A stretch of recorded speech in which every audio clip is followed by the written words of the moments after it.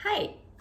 आज हम मेडिटेशन को बहुत ही प्यारी और अच्छी भाषा में समझने वाले हैं, क्योंकि अगर देखा जाए तो अराउंड 85% लोग ऐसे हैं जो मेडिटेशन का नाम लेते से ही घबराते हैं। उन्हें लगता है बहुत ज़्यादा पूजा पाठ है या फिर बहुत ज़्यादा ध्यान लगाना है, जो कि आसान नहीं है और उनसे नहीं होता है। उन्होंने बहुत बार ट्राई किया है। जितने भी लोगों से हम मिलते हैं या उन्हें कहते हैं कि मेडिटेशन से आप अपने आप को हील कर सकते हैं, मेडिटेशन से आप बीमारियों को भी हील कर सकते हैं, तो लोग उस पर विश्वास नहीं करते हैं अनलेस एंड अनटिल कोई खुद मेडिटेशन कर रहा हो और वो चीज़ से अपने आप को बाहर लेके आया हो। हम केवल पेन से अपने आप को मेडिटेशन से बाहर नहीं लाते हैं। मेडिटेशन हमें कई बीमारियों से भी बाहर आने में बहुत ज़्यादा हेल्पफुल होता है। तो अगर हम मेडिटेशन को समझें तो कभी आपने पैराग्लाइडिंग की है या कभी हेलीकॉप्टर से पैराशूट से नीचे उतरे हैं, तो वो जो डर होता है ना, वो 1 मिनट का वाला, वो डर, वो जो पास्ट है आपका, और जब आप उस हवा में तैर रहे होते हैं, वो जो सुकून होता है, वो जो पल होता है जब हमें कुछ याद नहीं होता, न पास्ट न फ्यूचर, आप उस वक्त उस प्रेजेंट में होते हैं, वो मेडिटेशन होता है। जब आप एक फूलों के बगीचे में खड़े हों और वो जो प्यारे प्यारे से फूल हैं डिफरेंट डिफरेंट कलर्स के, वो मेडिटेशन नहीं है। मेडिटेशन वो जो खुशबू है, वो एहसास है जो आपको उस वक्त महसूस हो रहा है, उसे मेडिटेशन कहते हैं। वो छोटे छोटे जो पल है ना, वो जो सुकून के, उस प्रेजेंट के, जब उस मोमेंट पे आप वहाँ होते हो, उसे मेडिटेशन कहते हैं। हम अक्सर कहीं घूमने जाते हैं, कहीं गार्डन में, फॉर एग्जाम्पल हम फूलों के बगीचे में खड़े हैं। आजकल अगर देखा जाए तो ज़्यादातर लोग सेल्फी खींचने में, फ़ोटो खींचने में और उसे अपलोड करने में, लाइव देने में, उसमें बिजी रहते हैं कि हमें कितने लाइक्स मिले, कितने डिसलाइक्स मिले, कितने लोगों ने उसे पसंद किया, क्या कमेंट आया। आप उस मोमेंट पे भी वहाँ प्रेजेंट में नहीं हो तो आप मेडिटेशन को नहीं समझ पाओगे।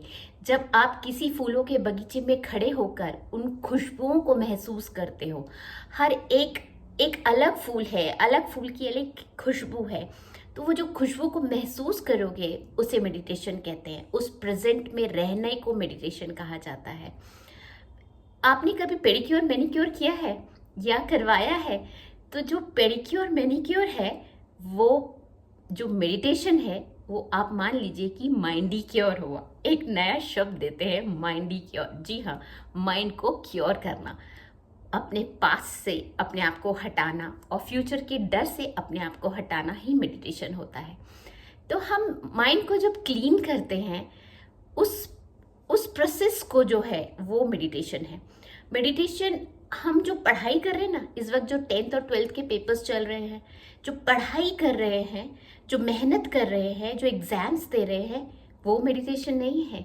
वो जो रिज़ल्ट आपका आएगा, जो प्रोसेस आपने किया, कितनी मेहनत करी, वो जो रिज़ल्ट आएगा वो आपका मेडिटेशन का रिज़ल्ट होगा। मेडिटेशन एक प्रोसेस नहीं होता, वो जो रिज़ल्ट आता है ना, उसे हम मेडिटेशन बोलते हैं।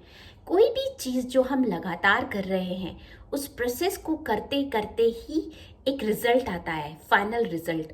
और वो जो रिज़ल्ट होता है वो हमें शो करता है कि हमने उस प्रोसेस में अपनी कितनी जान डाली, कितनी मेहनत करी हमने किसी भी चीज़ को पाने के लिए। तो मेडिटेशन भी ऐसा ही है। शुरू में हमें बहुत ज़्यादा उसे प्रैक्टिस करनी पड़ती है, उसको कंसिस्टेंसी रखनी पड़ती है, लगातार करना पड़ता है। और जब हम उसे लगातार करते हैं तो वो जो एक खूबसूरत सा पल आता है ना, जब हम बहुत ध्यान लगाना सीख चुके होते हैं, हम अपने आप को हील कर चुके होते हैं। कभी खाली बैठे हैं, सुबह उठते हैं, ब्रश करते हैं, फ्रेश होते हैं, अपने लेडीज़ अपने किचन में चली जाती है, जेंट्स तैयार होते हैं, काम पे चले जाते हैं, कभी 10 मिनट अपने आप को दिया है खाली, सिर्फ खाली, कुछ भी नहीं कर रहे, ना कोई ध्यान, ना कोई पूजा, ना मोबाइल चलाना, ना कोई स्क्रॉल करना, ना कुछ लाइक डिसलाइक, कुछ नहीं, कुछ नहीं, खाली बैठना सीखा है कभी? कभी खाली बैठकर देखिए। वो जो 10 मिनट जब आप खाली बैठेंगे ना, तो आपका दिमाग जब खाली होने लगेगा तब उसमें पॉजिटिव थॉट्स आएंगे। और मेडिटेशन हमें पॉजिटिव थॉट्स की तरफ लेकर जाता है। मेडिटेशन हमें हील करता है। मेडिटेशन हमें पास्ट को लेट गो करना सिखाता है कि हमें कैसे हमारे पास्ट को भूलना है और हमें फ्यूचर के डर से हटाना है। एक बहुत छोटी सी कहानी बताती हूँ, 2 भाइयों की रियल की बता रही हूँ। 2 भाई थे, एक बहुत रिच था और एक थोड़ा कम नहीं, ज़्यादा कम फाइनेंशियली। और वो हमेशा अपने रिच भाई से बहुत हेल्प मांगता था, पर रिच भाई उतना हेल्प करता नहीं था उसका। आप जानते हैं, कोरोना पीरियड में उस फैमिली जो बहुत रिच थी, वो हस्बैंड वाइफ और उनके दोनों बच्चों की डेथ हो गई।